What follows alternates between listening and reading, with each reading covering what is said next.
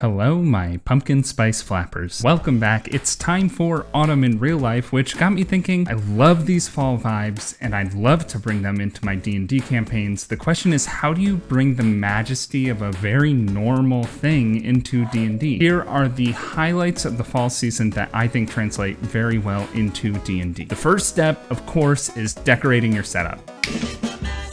For real, having some decorations set up in the real world can act as a visual cue to your players, just to remind them like, hey, this is the vibe we're going for. Number 2, back to school.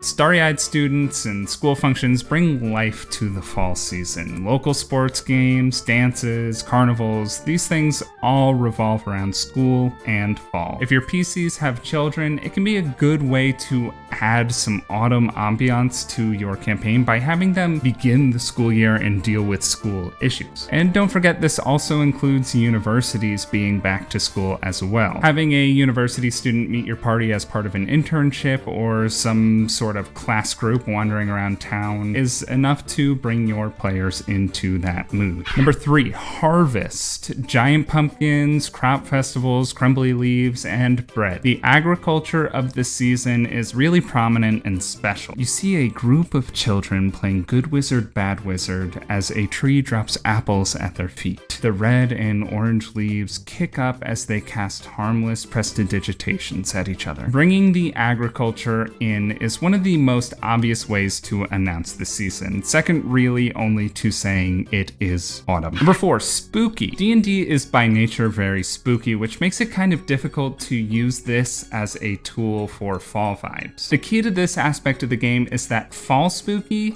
is outdoors spooky. Graveyards rather than crypts, orchards rather than huts, and carnivals rather than dungeons. A festival of spirits, much like Halloween, can be a very good centerpiece for your outdoor creeps. Speaking of spooky, why don't you ghoul your way down to the like button? When you like this video, it gets to more eyes so it can help more people, so please click the good thumb below. Thank you. Number 5, fall clothes. Fall attire is something you buy because you love it, but then you realize you only have about 3 days to wear it. You can straight up tell your players that the weather is getting colder and ask how they adapt to the fall climate. Give them a chance to really think about their own characters within the fall setting, and they'll do some of that work for you. They'll give you outfits, maybe some tendencies, and when they have downtime, they might be raking leaves or something like that. All right, number 6 is mischievous bad guys.